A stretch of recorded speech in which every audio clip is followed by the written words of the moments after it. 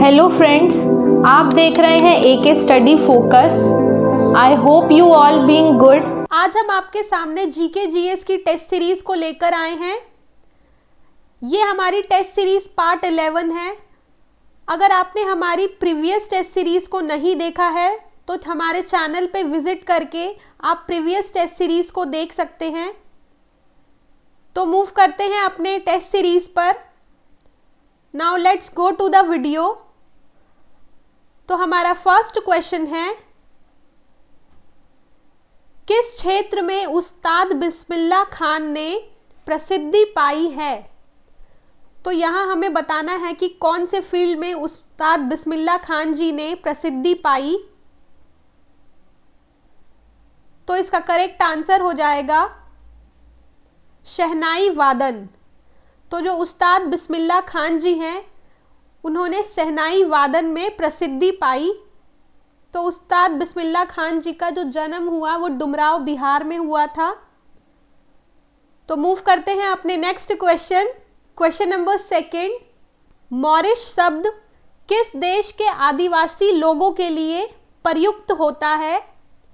तो यहाँ हमें बताना है कि मॉरिश शब्द जो है वो कौन से देश के आदिवासी लोगों के लिए यूज किया जाता है? तो इसका करेक्ट आंसर हो जाएगा न्यूजीलैंड। तो न्यूजीलैंड के आदिवासी लोगों के लिए मॉरिश शब्द का यूज किया जाता है। तो मूव करते हैं अपने नेक्स्ट क्वेश्चन नंबर 3। बड़ा इमाम बाड़ा कहाँ स्थित है? तो यहाँ हमें बताना है कि बड़ा इमाम बाड़ा जो है वो कहाँ पे स्थित है। तो इसका करेक्ट आंसर हो जाएगा लखनऊ में। मूव करते हैं अपने नेक्स्ट क्वेश्चन नंबर 4। भारतीय रिजर्व बैंक के मुक्त बाजार प्रचालन का क्या अर्थ है? तो यहाँ हमें बताना है कि भारतीय रिजर्व बैंक के मुक्त बाजार प्रचालन का क्या अर्थ होता है। तो इसका करेक्ट आंसर हो जाएगा प्रतिभूति का व्यापार। तो भारतीय रिजर्व बैंक मुक्त बाजार प्रचालन का अर्थ होता है प्रतिभूतियों का व्यापार। मूव करते हैं अपने नेक्स्ट क्वेश्चन नंबर 5। व्यापारिक वैसलीन किससे निकाला जाता है? तो यहाँ हमें बताना है कि व्यापारिक वैसलीन जो होता है वो किससे निकाला जाता है। तो इसका करेक्ट आंसर हो जाएगा पेट्रोलियम। तो जो व्यापारिक वैसलीन होता है वो पेट्रोलियम से निकाला जाता है। तो मूव करते हैं अपने नेक्स्ट क्वेश्चन नंबर 6। किस राज्य में ईसाइयों की जनसंख्या अधिक है? तो यहाँ हमें बताना है कि कौन से स्टेट में ईसाइयों की जनसंख्या जो है वो सबसे अधिक है। तो इसका करेक्ट आंसर हो जाएगा केरल। तो केरल राज्य में ईसाइयों की जनसंख्या जो है वो सबसे अधिक है। मूव करते हैं अपने नेक्स्ट क्वेश्चन नंबर 7। स्वतंत्र भारत के पहले महाराज्यपाल यानी गवर्नर जनरल कौन थे? तो हमें यहाँ बताना है कि स्वतंत्र भारत के प्रथम महाराज्यपाल यानी कि गवर्नर जनरल जो थे वो कौन थे? तो इसका करेक्ट आंसर हो जाएगा लॉर्ड माउंटबेटन। तो लॉर्ड माउंटबेटन जो थे 1947 में स्वतंत्र भारत के प्रथम महाराज्यपाल थे। तो मूव करते हैं अपने next question number 8। East Timor नामक इंडोनेशियाई द्वीप समूह किसकी पूर्व कॉलोनी है? तो यहाँ हमें बताना है कि ईस्ट तिमोर नामक इंडोनेशियाई द्वीप समूह जो है वो किसकी पूर्व कॉलोनी है। तो इसका करेक्ट आंसर हो जाएगा पुर्तगाली की। मूव करते हैं अपने नेक्स्ट क्वेश्चन नंबर 9। कोयला किससे बनता है? तो यहाँ हमें बताना है कि कोयला जो है वो कैसे बनता है। तो इसका करेक्ट आंसर हो जाएगा संपीड़न और कठोरकृत जीव भार से। तो जो कोयले का निर्माण होता है वो संपीड़न और कठोरकृत जीव भार से कोयले का निर्माण होता है। तो मूव करते हैं अपने next question number 10th, case code किसके समीप स्थित है? तो यहाँ हमें बताना है कि जो केस कोड है वो किसके समीप स्थित है। तो इसका करेक्ट आंसर हो जाएगा फ्लोरिडा। तो केस कोड जो है वो फ्लोरिडा के समीप स्थित है और जो फ्लोरिडा है वो यूएस में है। तो मूव करते हैं अपने next question, question number 11th, frontier Gandhi के नाम से किसे जाना जाता है? तो यहाँ हमें बताना है कि फ्रंटियर गांधी जी के नाम से किसे जाना जाता है। तो इसका करेक्ट आंसर हो जाएगा खान अब्दुल गफ्फार खान। तो खान अब्दुल गफ्फार खान जी को फ्रंटियर गांधी के नाम से जाना जाता है और खान अब्दुल गफ्फार खान जो हैं वो एक महान राजनेता थे। तो मूव करते हैं अपने next question, question number 12th, किस सागर की सीमा 3 महाद्वीपों को छूती है? तो यहाँ हमें बताना है कि किस सागर की सीमा जो है 3 महाद्वीपों को छूती है। तो इसका करेक्ट आंसर हो जाएगा भूमध्य सागर।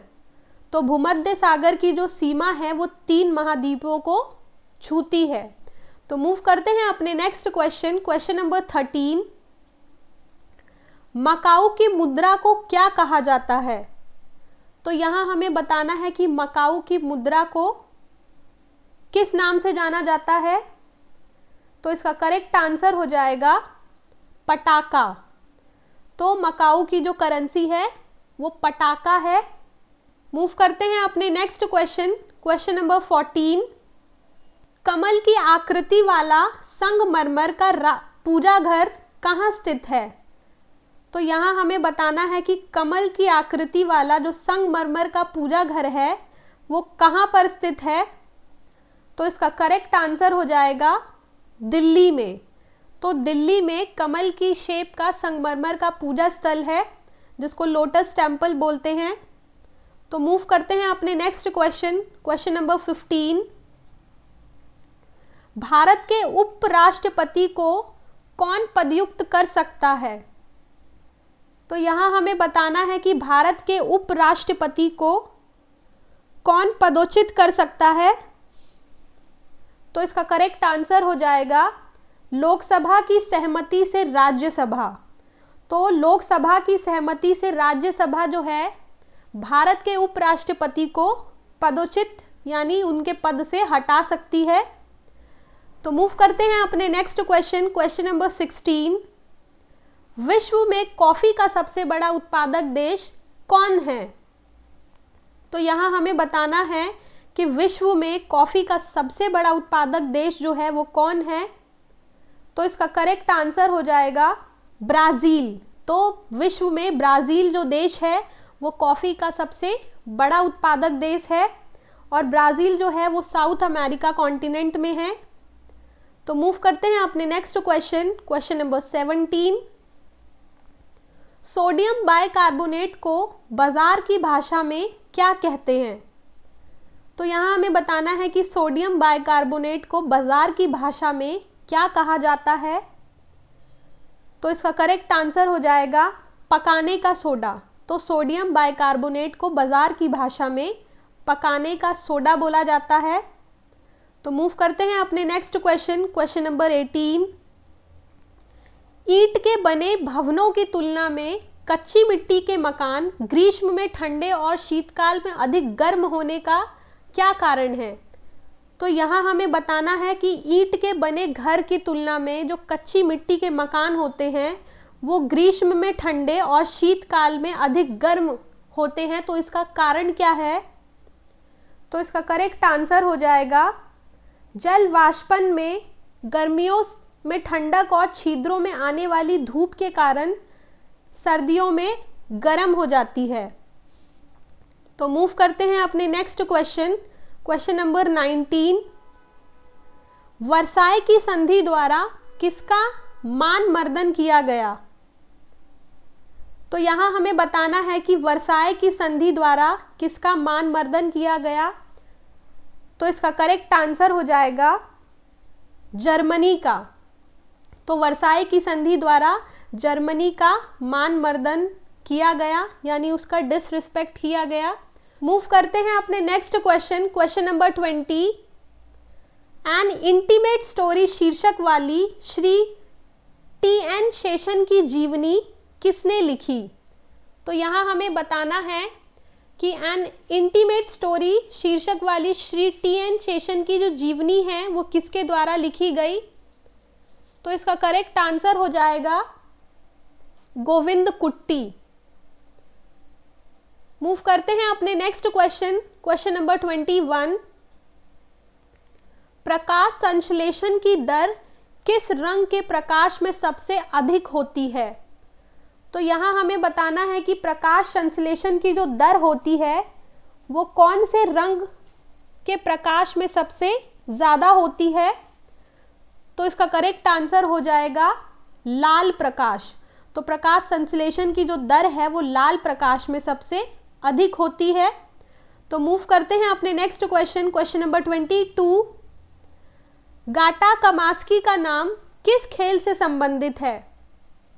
तो यहाँ हमें बताना है कि गाटा कमास्की का नाम जो है वो कौन से खेल से संबंधित है?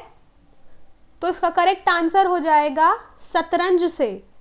तो गाटा कमास्की जो है वो एक अमेरिकन चेस प्लेयर हैं। तो मूव करते हैं अपने नेक्स्ट क्वेश्चन, क्वेश्चन नंबर 23।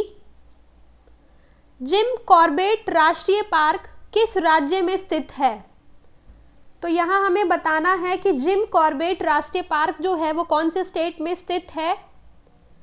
तो इसका करेक्ट आंसर हो जाएगा उत्तराखंड में। तो जिम कॉर्बेट राष्ट्रीय पार्क जो है वो उत्तराखंड राज्य में स्थित है। तो मूव करते हैं अपने नेक्स्ट क्वेश्चन, क्वेश्चन नंबर 24। खाना पकाने की गैस किस दो गैसों का मिश्रण है?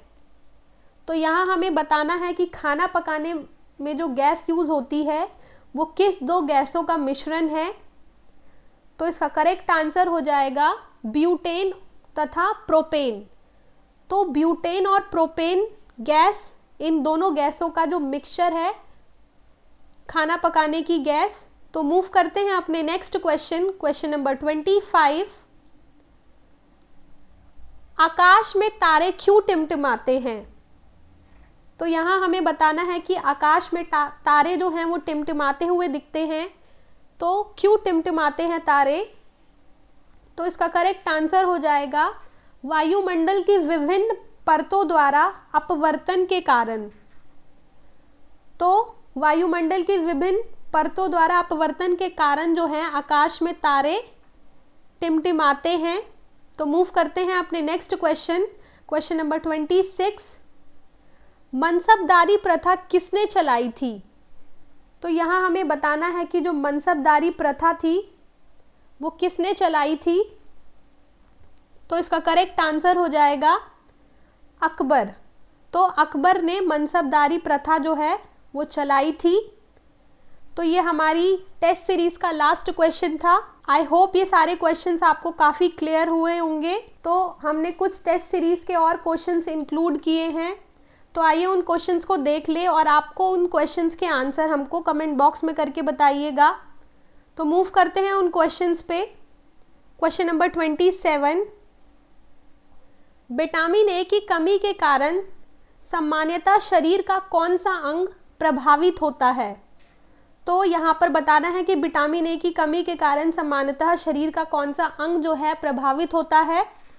तो आप आंसर कमेंट बॉक्स में करके बताइएगा। क्वेश्चन मूव करते हैं क्वेश्चन नंबर 28।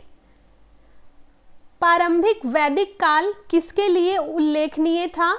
तो यहाँ हमको बताना है कि जो प्रारंभिक वैदिक काल है वो किसके लिए उल्लेखनीय था। तो आप आंसर कमेंट बॉक्स में करके बताइएगा। तो मूव करते हैं अपने नेक्स्ट क्वेश्चन, क्वेश्चन नंबर 29। किसी वस्तु को पृथ्वी से चंद्रमा पर ले जाने पर क्या परिवर्तन होगा? तो यहाँ बताना है कि किसी वस्तु को अगर पृथ्वी से चंद्रमा पर लेकर जाया जाए तो उसमें क्या चेंजेस होंगे। तो आप आंसर कमेंट बॉक्स में करके बताइएगा। मूव करते हैं अपने next question, question number 30। Sher Shah Suri इतिहास में किस रूप में प्रसिद्ध हैं? तो यहाँ बताना है कि जो शेरशाह सूरी हैं इतिहास में किस रूप में प्रसिद्ध थे। तो ये हमारी टेस्ट सीरीज़ का लास्ट क्वेश्चन था, जिनके आंसर्स आपको कमेंट बॉक्स में करके बताने हैं। आई होप ये टेस्ट सीरीज़ आपको पसंद आएगी, जो कि आने वाले सभी पेपर्स के लिए काफ़ी इम्पॉर्टेंट है। अगर आपने हमारी प्रीवियस टेस्ट सीरीज़ को नहीं देखा है तो हमारे चैनल पे विजिट करके प्रीवियस टेस्ट सीरीज़ को देख सकते हैं। तो मिलेंगे नेक्स्ट टेस्ट सीरीज़ में। Thank you so much for watching.